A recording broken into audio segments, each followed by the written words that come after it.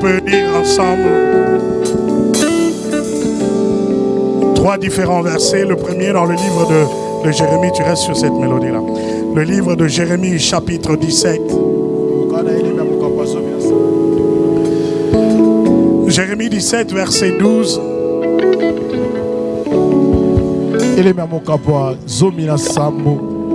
Il est écrit, il est un trône de gloire,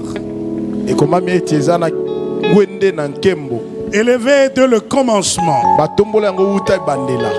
C'est le lieu de notre sanctuaire. Il est un trône de gloire, élevé dès le commencement. C'est le lieu de notre sanctuaire.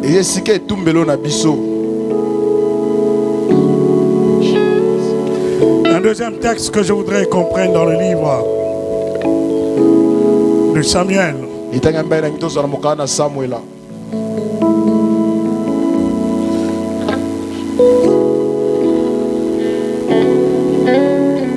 De Samuel.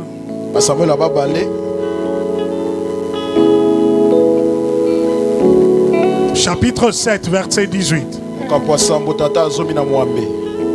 Et le roi David alla se présenter devant l'Éternel et dit: Qui suis-je, Seigneur éternel? Et quelle est ma maison pour que tu me fais parvenir où je suis?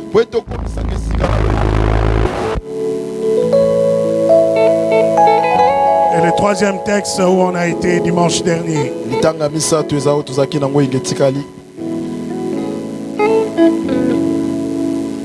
Le psaume 68.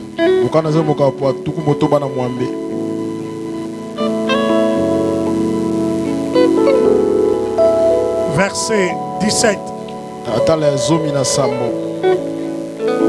Les chars de l'Éternel se comptent par 20 000, par milliers et par milliers. Le Seigneur est au milieu d'eux. Le Sinaï est dans le sanctuaire.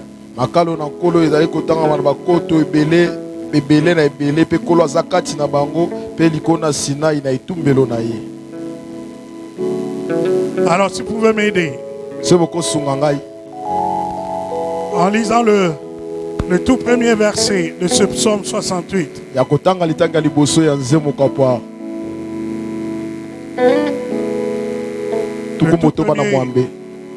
Le tout premier verset de ce psaume 68.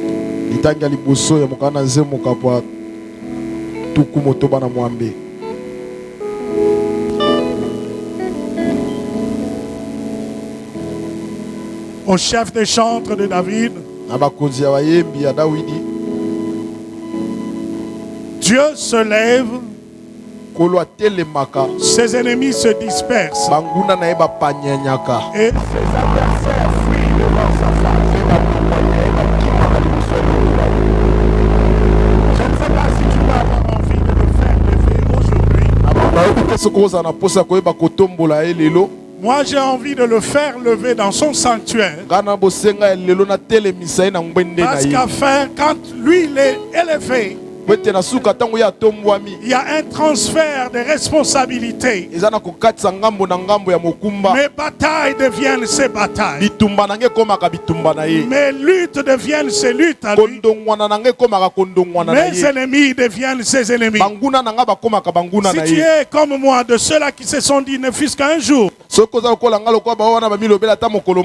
suis fatigué, je n'en peux plus, c'est plus lourd que moi, c'est plus fort que moi. Alors je veux te dire, prenons une minute, acclamons-le de manière à ce qu'il sache que dans un lieu physique, un sanctuaire a été élevé pour lui. Lui qui est assis sur le trône, lorsqu'il est au milieu de son peuple, dans son sanctuaire, quand on l'élève, il y a une réaction qui vient du trône. La Bible dit que des milliers et des armées sont en mouvement pour combattre les ennemis de Jésus. Je ne sais pas si c'est la meilleure façon Mais le roi, pendant que toi tu es assis, moi je pense avoir dans le couloir du pouvoir. Lorsque le chef se lève, personne ne reste assis. Lorsque le roi se lève, oh, nous sommes debout. Nous acclamons sa majesté. Nous acclamons sa royauté. Nous acclamons sa dignité. Nous acclamons sa sainteté. Le Dieu de toute suffisance. Le Dieu de toute grandeur. Il a dit à Moïse, je suis un feu dévorant. Je suis un Dieu redoutable. Alors lorsqu'on est dans sa présence, nos craintes s'enfuient. Nos tourments se cachent. Parce que le roi des gloires, il fait son entrée à travers sa parole. Je dis portes éternelles. Je dis portes éternelles. Levez vos linteaux. Là où il y avait un obstacle, là où il y avait obstruction, je dis levez vos linteaux. Car le roi de gloire est présenté devant son peuple à travers sa parole. Que toute puissance s'annule devant sa majesté. Que toute grandeur se taise devant ta toute grandeur. Tu es le Dieu suffisamment grand. Tu es le Dieu suffisamment puissant qui se tiendra dans ta présence. Ce n'est que celui que tu as invité. La Bible dit heureux les invités du roi. Seigneur, je suis venu dans ta maison parce que je savais que dans ton sanctuaire tu m'attendras là. Je dis Yahvé Shama, sois présent. Yahvé Shama, sois toujours là. Yahvé Shama, sois présent. Yahvé Shama, sois toujours là. Yahvé Shama, même au milieu de tourment, j'ai dit, sois présent. Yahvé Shama, sois toujours là. Yahvé Shama, même au milieu de combat, je dis, sois présent. Yahvé Shama, sois toujours là. Yahvé Shama, même si mes ennemis sont plus grands que moi, je dis, sois présent. Yahvé Shama, sois toujours là. Yahvé Shama, Yahvé, sois toujours là. Toi qui défends ton nom au milieu des hommes, je dis sois présent. Yahvé Shama, sois toujours là.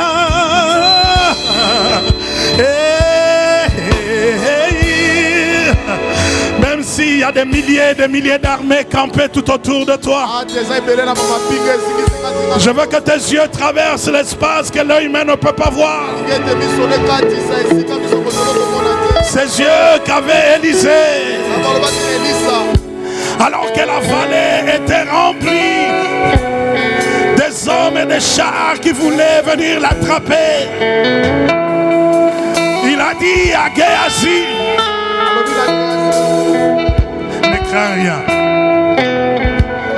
Il a dit à Géasi, ne crains rien.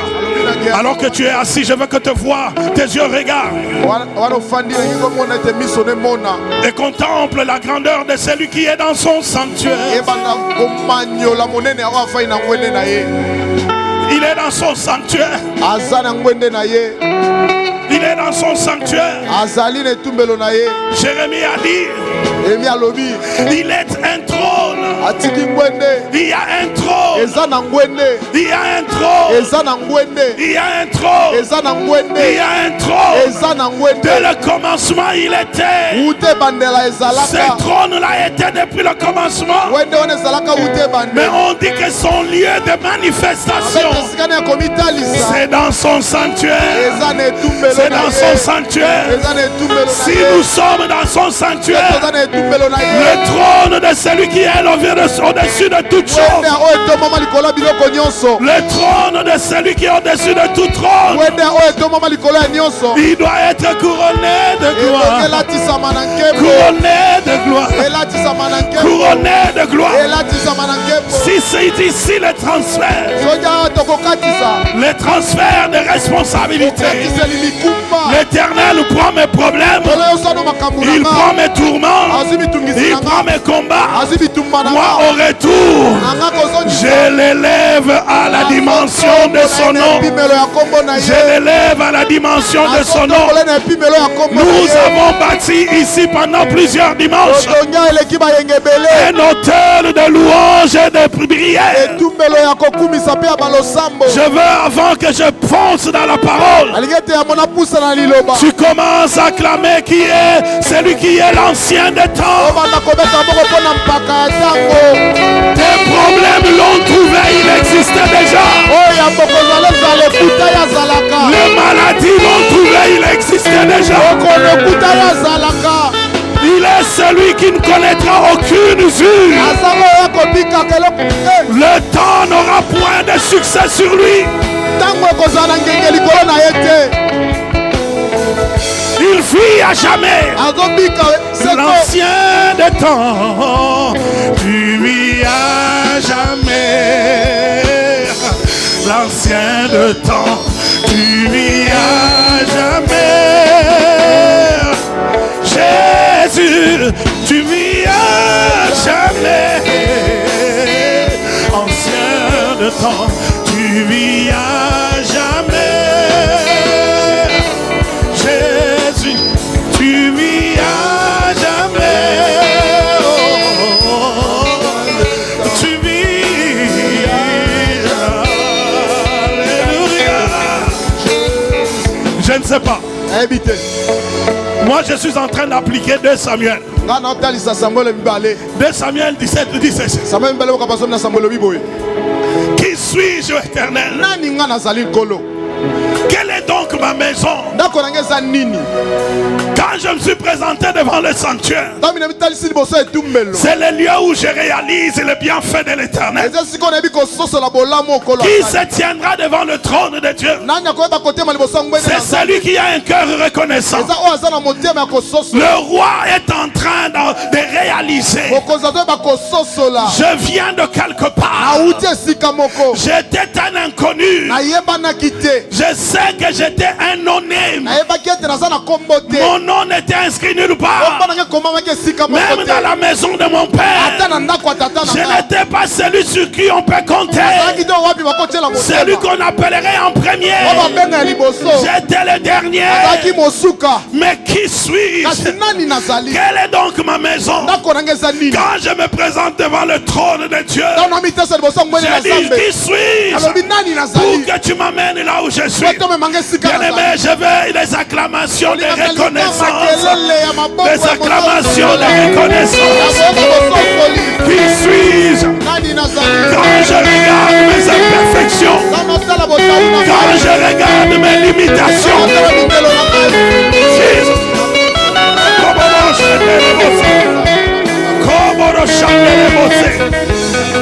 qui suis-je?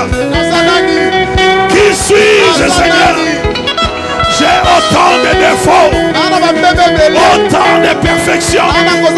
J'ai connu autant de chutes, autant d'échecs. Qui suis-je pour que tu m'invites devant ton trône? C'est un cœur reconnaissant qui m'amène devant le trône de Dieu. Je sais d'où je viens. Je sais où est-ce qu'il m'a pris. Je peux compter les nuits d'insomnie. Je peux compter des journées de stress, des moments de questionnement. Et je n'ai qu'une seule réponse. Ta grâce me suffit. Ta grâce me suffit. Si je ne regardais qu'à ce que les hommes appellent bénédiction, quelle est donc la plus grande bénédiction? Lorsqu'Abraham se présentant devant l'Éternel, la Bible nous décrit le patrimoine d'Abraham. On dit qu'il avait autant de têtes de béliers, autant de serviteurs, autant de servantes. Mais quand il est devant celui qui est sur le trône, il est un homme dépourvu de tout. Et la Bible me dit, avant qu'il quitte la présence de Dieu, l'Éternel le bénit. La bénédiction, c'est pas ce que je possède. La bénédiction, c'est pas ce que j'ai acheté. La faveur qui m'attire dans les sanctuaires. Ta grâce me suffit. Seigneur, ta grâce me suffit. Tu peux t'asseoir par la grâce de Dieu. C'est lui qui dit, qui suis-je? Quelle est donc ma maison? Pour que tu m'amènes là où je suis. C'est un homme qui, au début de sa royauté, il a pris une grande décision. Lorsqu'à la fois les tribus de Juda et d'Israël l'ont accepté comme roi, il a pris une grande résolution, celle de ramener l'arche de l'Éternel dans la cité. Ramener l'arche de l'Éternel dans la cité. Parce qu'avant son temps, lorsque Samuel a regardé la maison d'Élie, Élie le sacrificateur, il a trouvé que le sacerdoce n'avait plus sa crédibilité comme Yahvé l'avait établi. Dans la maison de l'Éternel, il s'y faisait autant de choses qui ne donnaient plus gloire à Dieu. Dans la maison de l'Éternel, l'éducation au sacerdoce, à la consécration, n'était plus vécue même par les enfants du sacrificateur Élie. C'est lorsque Yahvé a réalisé que dans son propre sanctuaire, il n'a plus la gloire qui lui est due. Il ne reçoit plus l'honneur à sa hauteur. Et que le service ne reflète plus sa nature. L'Éternel commençait à raisonner. Il me faut un serviteur. Il me faut un serviteur. Un serviteur qui va veiller au temple.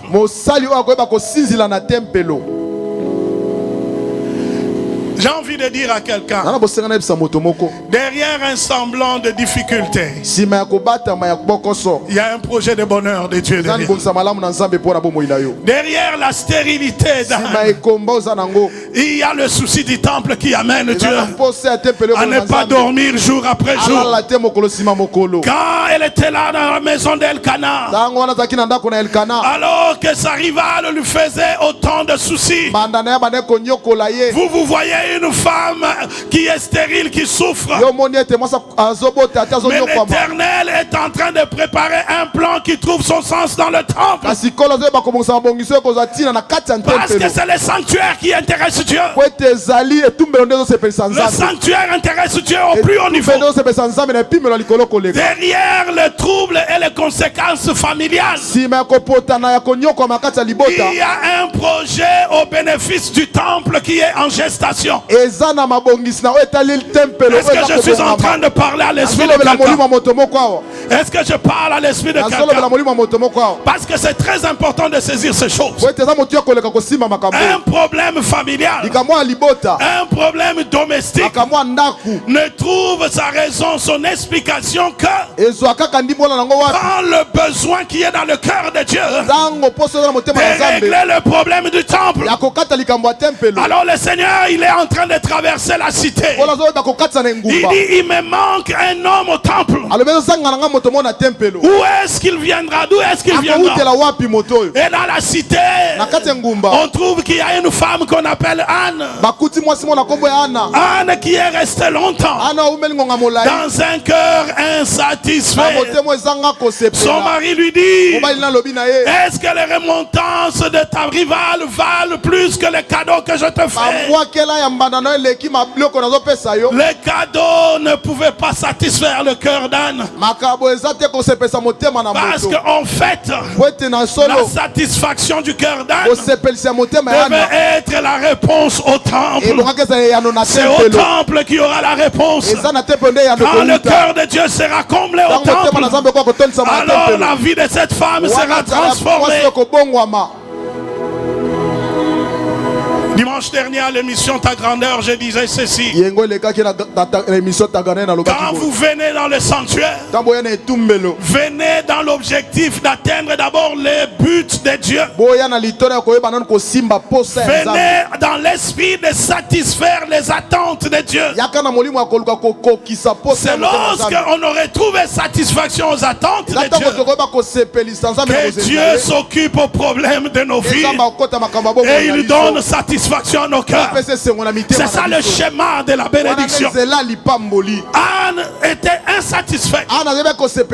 Elle a observé sa vie. Elle a dit, je suis allé autant de fois au temple,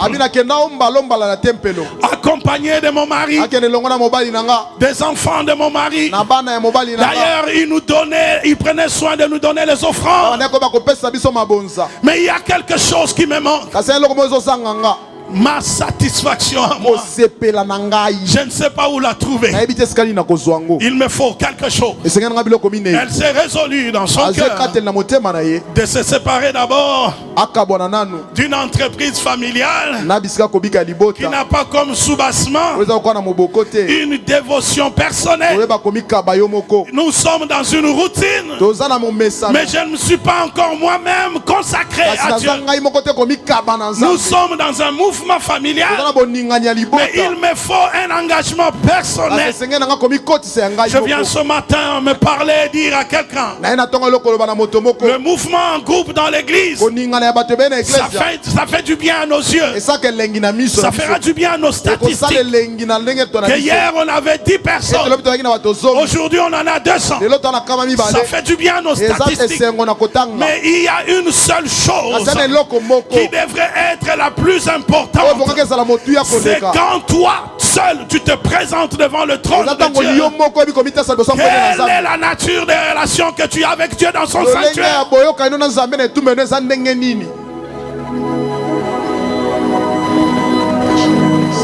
La Bible dit, après avoir bu et mangé à Silo, la localisation géographique du temple était à Silo. Après un service de culte, ils avaient l'habitude de manger, de communier fraternellement. Et ils ont mangé. C'est le moment de retourner à la maison. Anne s'est dit en elle-même, ce mouvement-là, je l'ai fait plusieurs fois. On est monté, on a prié, on a mangé, on est rentré à la maison.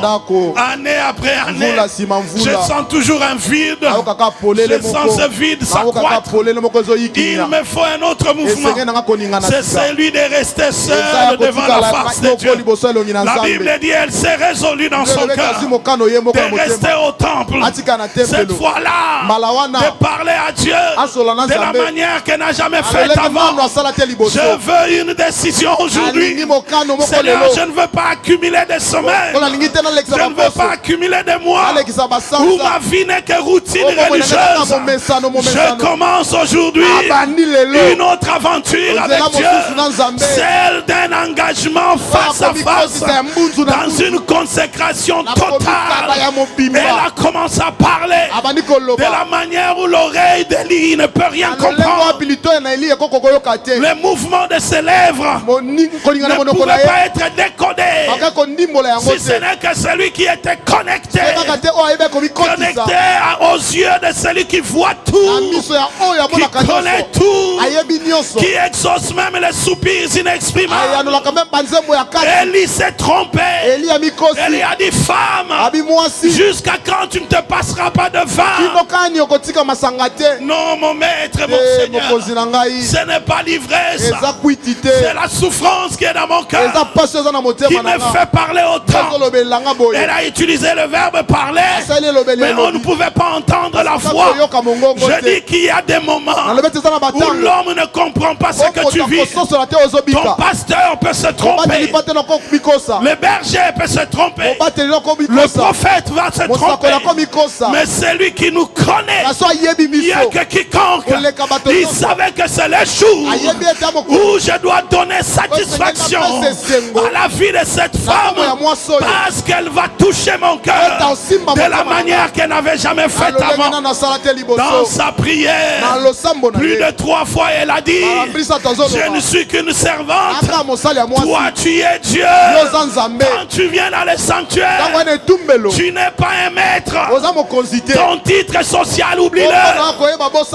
Ton rang politique, oublie-le. Tu n'es qu'un serviteur. Beaucoup de gens viennent devant Dieu. Ils traînent avec eux leur gloire, leur élévation, leur identité sociale. Dans une réunion de famille, je disais à quelques-uns de mes frères, je dis, je sais, par la grâce de Dieu, je suis le premier de ma lignée à être pasteur. Vous avez eu le temps de me voir naître et grandir. Vous avez eu le temps de me voir accepter Jésus. Vous m'avez vu cheminer avec Jésus. Mais si vous n'avez pas eu le temps du croire, dans cette saison, vous n'avez pas d'excuses. Parce que l'un d'entre vous a été élevé président dans ce pays. Mais malgré son rang, toute la terre a vu un homme qui levait le main et qui pleurait la grâce de Dieu dans un stade bandé de plus de 75 000 personnes. Il a dédié ce pays à Dieu. Vous n'aurez pas d'excuses de dire que nous n'avons pas de raison d'aller à la maison de Dieu, parce que non seulement il a dédié le pays à Dieu, mais il a bâti un hôtel dans sa résidence. Chaque dimanche nous avons un culte avec lui. Il s'incline devant Dieu. Quand il faut acclamer, il acclame. Quand on dit on doit s'élever, il s'élève. Quand il faut s'agenouiller, il s'agenouille. Quelle est l'excuse que vous donnerez?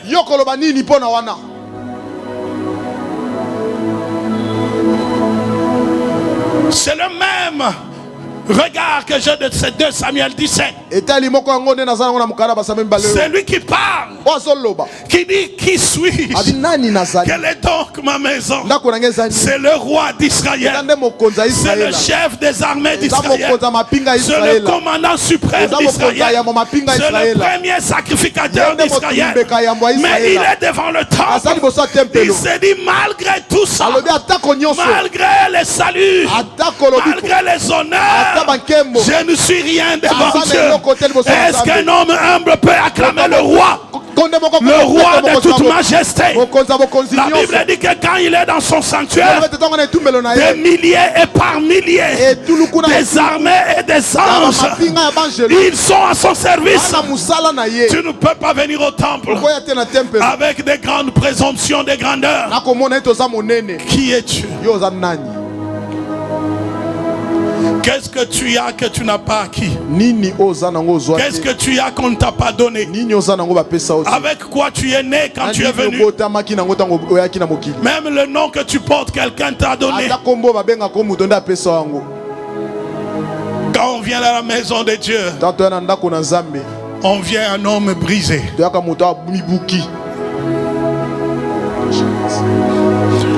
vais vous raconter une belle histoire. Il y a quelques années, nous avons une église sœur à Londres qui s'appelle Jesus House. Un des fils de Miedek, le pasteur Mark Menda, est parti d'ici vers Malawi. Avant qu'il parte, il m'a demandé de prier pour lui.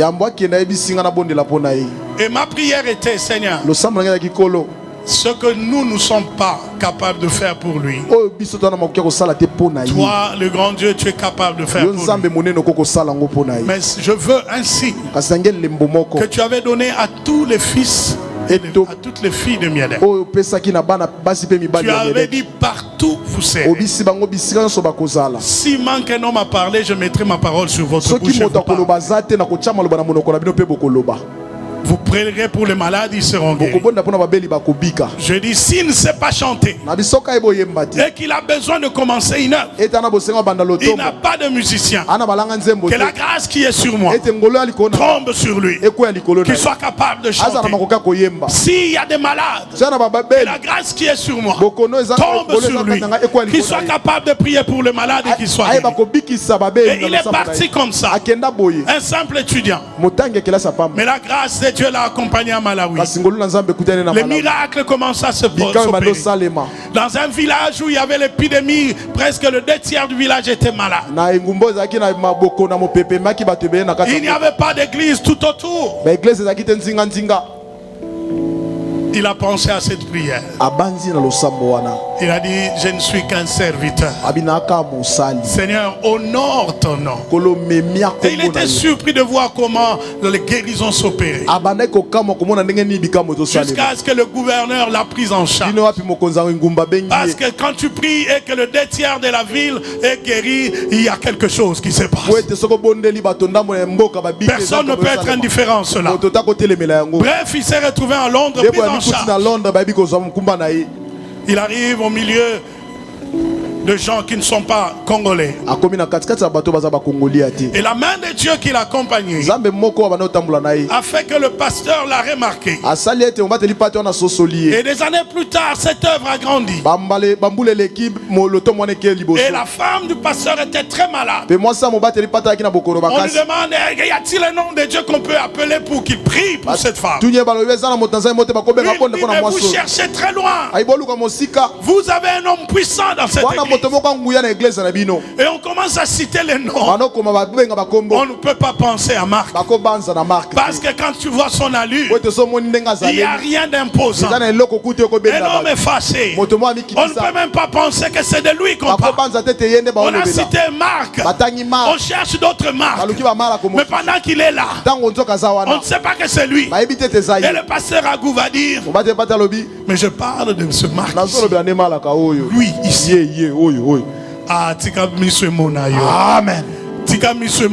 Amen. Mais quand tu restes ce serviteur et que toute la gloire n'est que pour Dieu, Dieu défend son nom. Il défend son rang. Il défend sa nature. Il y a des choses qu'il n'y a que la divinité qui doit régner sur ces choses. Si toi tu donnes gloire à Dieu, la divinité doit venir en toi pour dominer ces situations-là. Est-ce que quelqu'un peut dire un bon amen?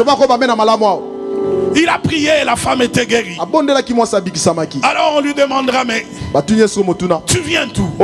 Et il raconte son histoire. On dit, si toi le fils tu es comme ça, c'est que le père doit être plus que ça. Où est ton père? Il dit, le père est au Canada. Et on m'appela un jeudi, un mardi, pour nous dire que jeudi vous devez être ici. Moi je dis, mais c'est impossible. Et je commence à dire tous les programmes que j'avais. J'entends la voix du pasteur Agou. Il me dit en anglais, ah, tu dois le faire. You gotta do it. Tu dois le faire. Et j'entendais comme une masse sur ma tête. Sa voix était sérieuse. J'ai dit ok. Faites une réservation.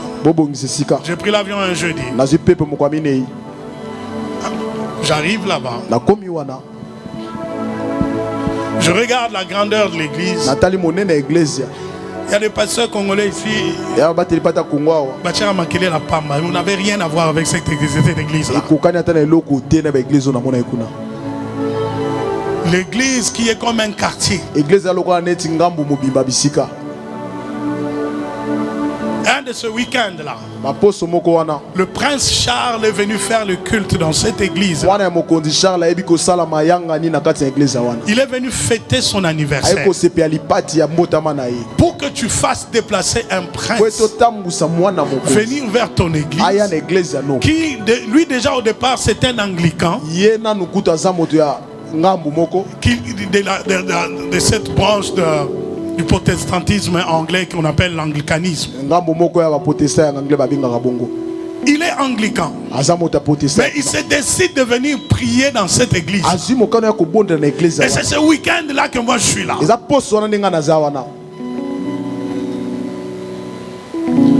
On me fait grâce d'apporter la parole. À cette période-là, un homme de Dieu qui venait de Montréal avait envie de rencontrer un évangéliste connu qui venait de Kinshasa et qui était à Londres à cette période. Il voulait le rencontrer pour lui remettre un dossier à aller donner au président sortant. Alors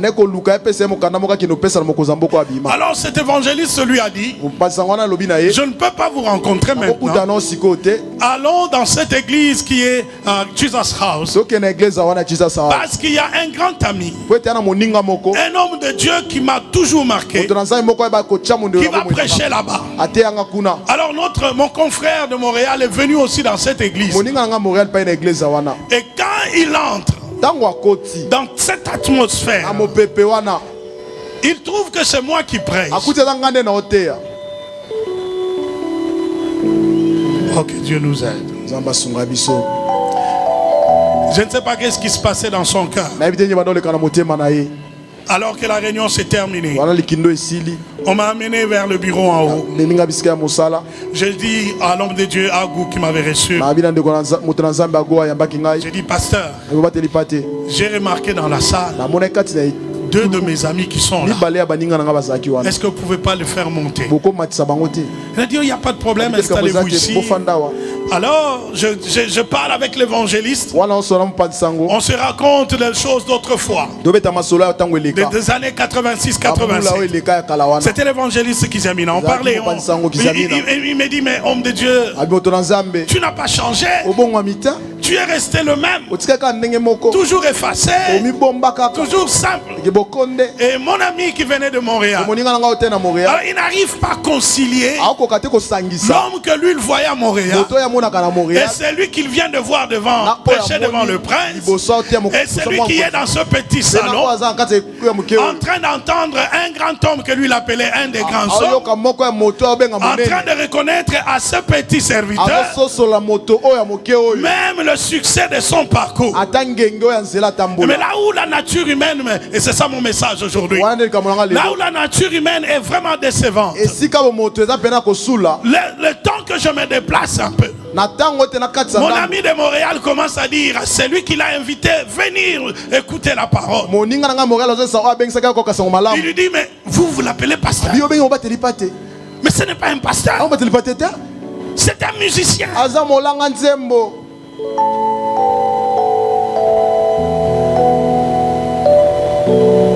C'est un musicien. Moi je le connais musicien. À Montréal on ne le connaît pas pasteur. Alors Kizamina l'écouter, selon ce qu'on m'a raconté, il lui aurait dit: tu ne te doute même pas que tu me cherches pour un dossier politique. Je te dis non. C'est très important pour moi d'aller écouter cet homme-là. Tu ne peux même pas poser de questions. Quel est le lien que vous avez avec lui?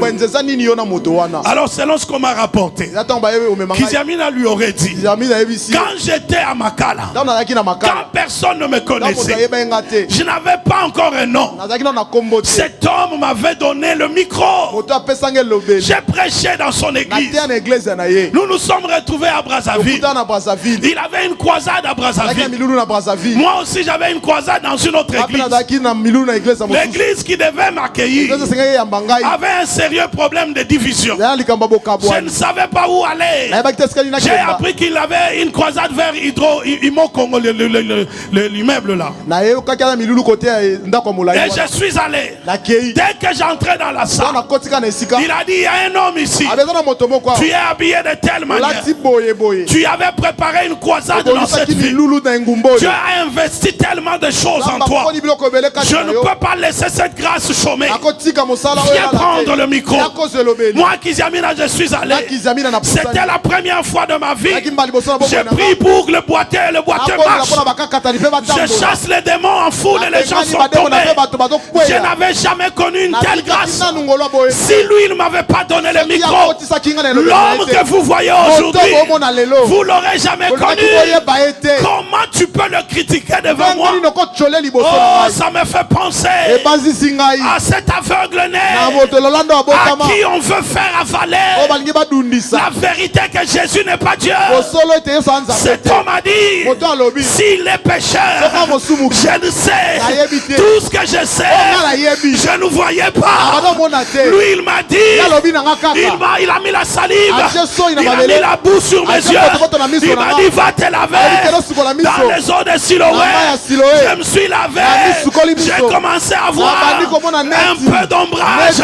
Il a dit encore, lave-toi. Et j'ai vu, je n'ai pas besoin de savoir s'il est parfait ou pas. Je compte les bienfaits. Je compte les bienfaits de Dieu. Cet homme m'a fait du bien.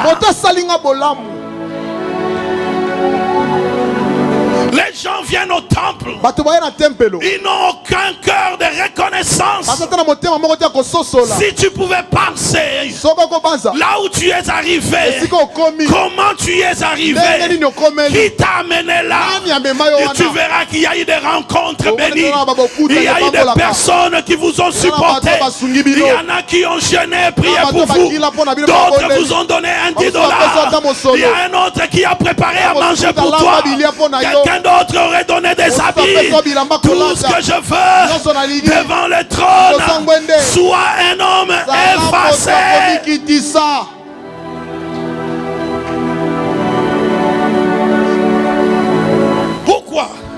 Pourquoi cet homme n'a pas vu la gloire? Parce qu'il m'a connu que dans une saison. Il m'a connu dans une saison où je venais d'arriver. Et comme Néhémie, j'ai fait le tour. J'ai visité les églises qui étaient là.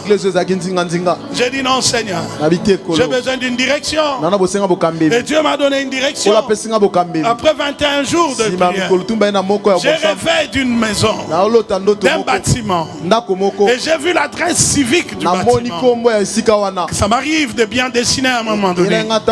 J'ai dessiné la forme de ce que j'avais vu. Et je commençais à me promener avec mon dessin. J'habitais la ville qu'on appelait Longueuil à l'époque. Et j'ai traversé un petit parc. Derrière le parc, je vois sur Curé Poirier, je vois un bâtiment qui ressemble à mon dessin. J'ai dit, je vais aller sonner. Quand j'arrive, l'adresse qui était là, c'est ce que j'avais sur mon dessin. Quand je sonne, c'est la fille Annick Philbert qui est sortie. Elle dit, qu'est-ce que je peux faire pour toi? J'ai dit, je ne sais pas. Mais comment tu ne sais pas? Moi je dis, parce que j'ai rêvé de cet endroit. Alors je suis venu, Dieu m'a amené ici. Et elle a couru vers le pasteur Claude Wood. Elle est allée voir le pasteur. Le pasteur est venu m'accueillir. Je lui ai montré mon dessin. Il me dit, qui es-tu exactement? Je lui ai dit, je ne suis qu'un adorateur. Oh bien-aimé, il n'y a pas un titre qui dépasse l'adorateur. Il n'y a pas un titre qui dépasse l'adorateur. Nous avons lu que le trône, il y a un trône élevé qui était là dès le commencement. Depuis que ce trône a existé, n'a connu une autre activité si ce n'est que recevoir la gloire et l'adoration. Dieu n'avait pas besoin de prédicateurs. Tu vas prêcher au ciel, tu vas dire quoi? Mais dès que le trône a commencé à être le trône, il subsiste dans la louange et l'adoration. Voilà pourquoi le Fils est venu. Il a dit, voici l'heure. Cette heure est déjà annoncée. Et moi je viens de l'introduire. Où les vrais adorateurs adoreront le Père en esprit et en vérité. Voilà ce qui attire la recherche de Dieu. Dans la Bible, il n'y a que deux grandes recherches de Dieu. Dieu cherche les vrais adorateurs. Et Dieu cherche un homme qui va prier. Il a dit, je cherche. Je cherche un homme qui va s'élever, qui va se mettre à la brèche. L'expression se tenir à la brèche, c'est celui qui se tient entre la divinité et l'humanité. Un homme qui peut me faire changer d'avis parce que j'ai envie de frapper. Je cherche un homme qui va parler en faveur d'eux. Il va parler en faveur d'eux pour que moi je change mon avis. Oh, je voudrais que dans les sanctuaires tu sois cet homme-là. Tu ne peux pas prier en faveur de quelqu'un et sentir le fardeau de son problème si un jour tu n'as jamais été secouru. Tu sais c'est quoi passer de mauvais jours. Anne, elle sait c'est quoi être la rivale de quelqu'un. Non seulement tu es rival, mais tu es stérile. Elle sait c'est quoi être dévalorisée. Elle sait c'est quoi être humiliée. Quand elle vient au temple, elle dit, Seigneur, si tu te souviens de ta servante, tu donnes à ta servante ce que ta servante te demande. Je restituerai ce que tu m'as donné. En fait, moi j'investis dans ton royaume. Le besoin de ta maison, c'était un serviteur. Si tu me donnes ce qui est la réponse à ton besoin, moi je le réinvestirai encore dans ton temple.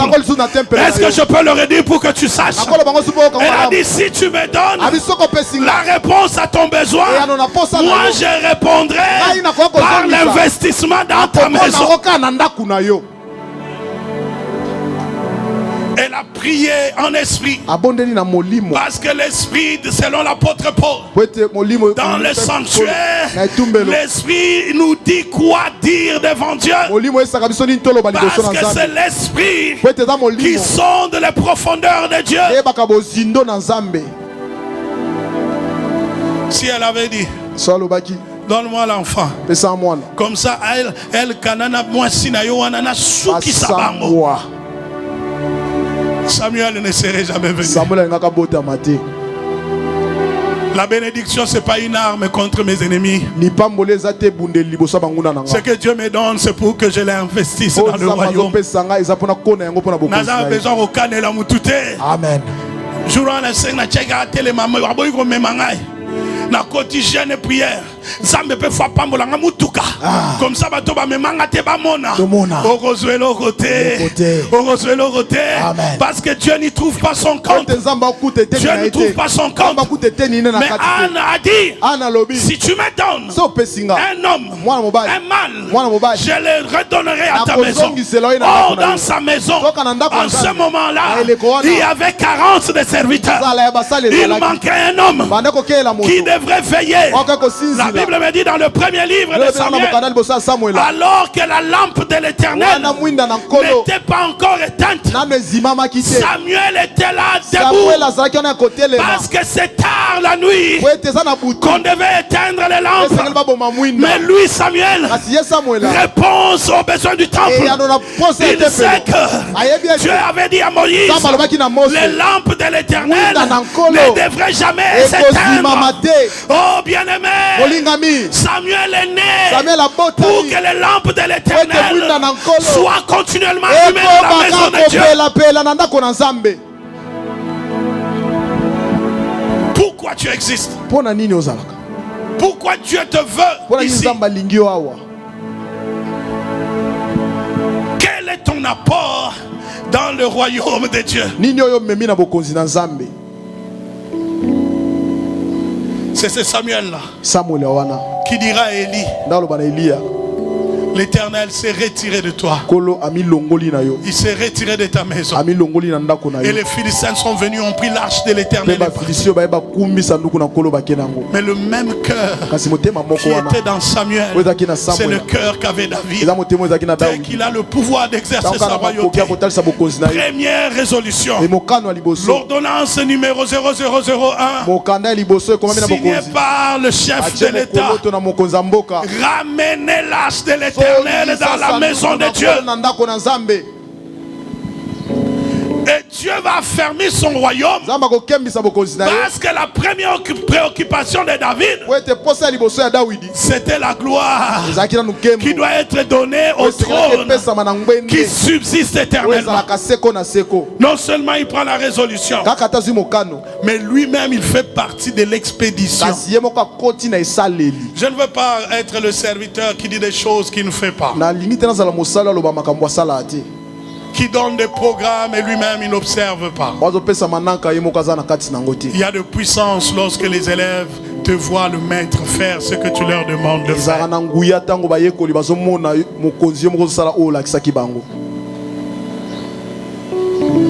Je vais être simple aujourd'hui. C'est lui qui dit dans 2 Samuel, lorsqu'il se présenta devant l'Éternel, qui suis-je? Il a fasciné ma vie, cet homme. S'il y a des livres de la Bible que j'ai étudié, réétudié, je suis allé même avoir un certificat pour ça. C'est le livre de Samuel et de Chroniques. Parce que je voulais comprendre comment un homme si puissant, un homme si fort, pouvait être aussi si simple.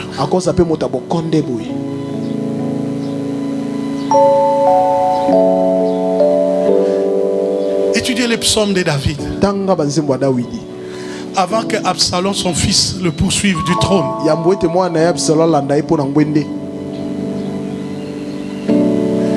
Un psaume comme le psaume 3 où il écrit: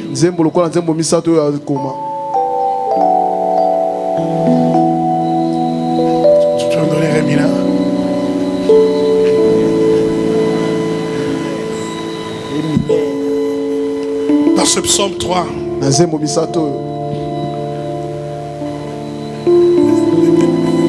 il dit: Éternel, tu vois mes ennemis.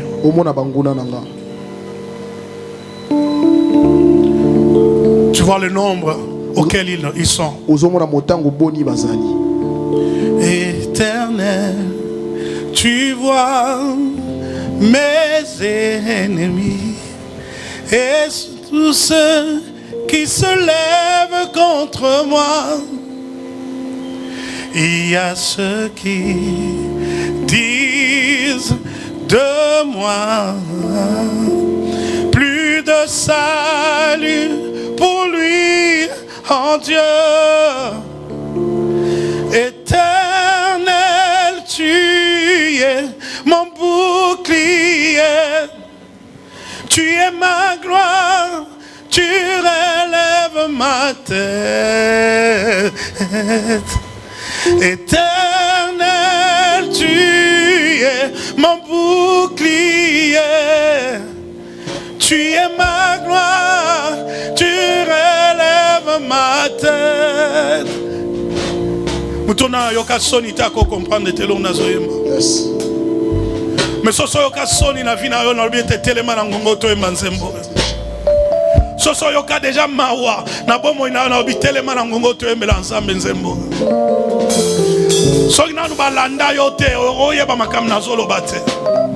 Mais si tu as déjà eu le sentiment d'être poursuivi, il y a des choses, des situations qui s'accumulent une après l'autre, des combats qui ne finissent pas. Un problème après l'autre.